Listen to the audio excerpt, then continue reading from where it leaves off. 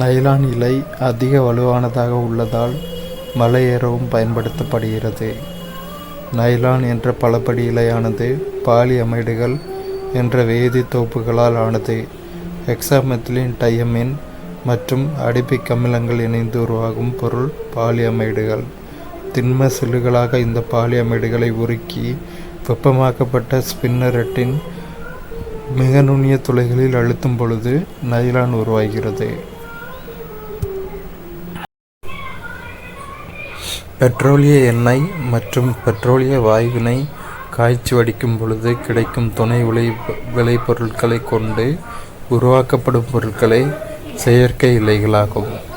பெட்ரோலிய எண்ணெயை காய்ச்சி வடித்தல் பற்றி உயர் வகுப்புகளில் காணலாம்.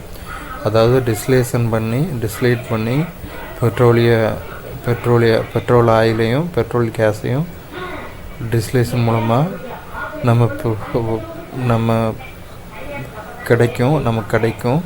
அதில் கிடைக்கிற சப்சைடரிஸ் எக்ஸ்ட்ராவாக கிடைக்கிற பொருட்களை கொண்டு உருவாக்கப்படுறது தான் செயற்கை இழைகள்.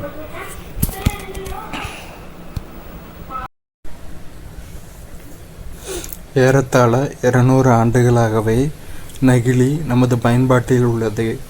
பார்க்கிசைன் என்ற முதல் நெகிழியினை உருவாக்கியவர் எட்மண்ட் அலெக்சாண்டர் பார்க்ஸ் என்பவர் ஆவார்.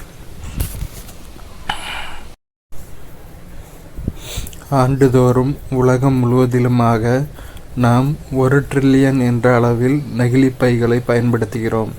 அவற்றில் 1 முதல் 3% மட்டுமே மறுசுழற்சிக்கு உட்படுத்தப்படுகின்றன. ஸோ ஒரு வருஷத்துக்கு 1 டிரில்லியன் அளவு நம்ம பிளாஸ்டிக் யூஸ் பண்ணுறோம். பிளாஸ்டிக் பேக்ஸ் யூஸ் பண்ணுறோம். அதில் 1-3% தான் ரீசைக்கிள் ஆகுது. அப்போ மிச்சம் 97%, மிச்சம் 97-99% பூமிக்கு தான் போகுது, மாசாக போகுது. நில மாசுபாடு அப்படி தான் அதிகரிக்குது.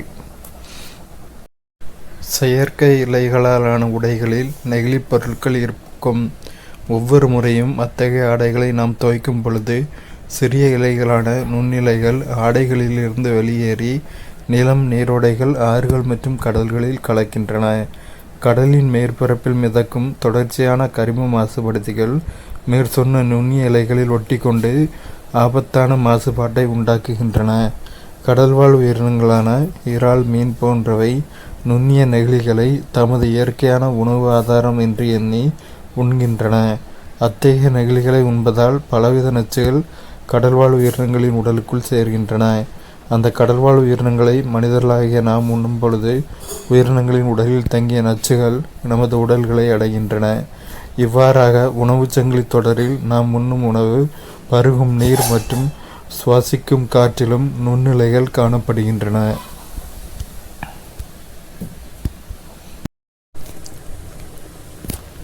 PLA நெகிழியான உயிரி நெகிழியின் தயாரிப்பு முறை. தேவையான பொருட்கள்: சோள மாவு 1 மேஜை கரண்டி, காய்கறி கிளிசரின் 1 ஸ்பூன், மருந்து கடைகளில் கிடைக்கும்.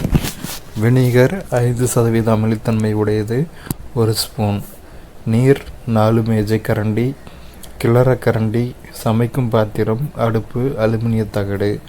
செய்முறை: சமையல் பாத்திரத்தில் நீருடன் மாவினை கலக்கவும். அதனுடன் வினிகர் மற்றும் கிளிசரினை சேர்க்கவும். அடுப்பை பற்ற வைத்து அனைத்து பொருட்களையும் மிதமான வெப்பத்தில் கலக்கவும். தொடர்ந்து கலந்தபடி இருப்பதை உறுதி செய்யவும்.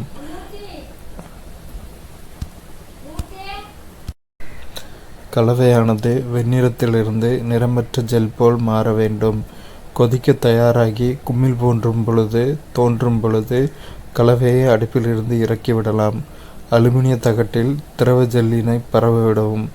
1 மணி நேரம் குளிர்வடைந்தவுடன் பொருளை நமக்கு விருப்பமான குவளை போன்றோ கிண்ணம் போன்றோ வடிவமைத்து கொள்ளலாம். இவ்வாறாக தயாரிக்கப்பட்ட பொருட்களை தொடர்ந்து 24 மணி நேரத்திற்கு குளிர்ந்து இறுகிய பின் பயன்படுத்தி பார்க்கவும். உயிரி நெகிழி தயாரிப்பு முறை. பயோபிளாஸ்டிக்.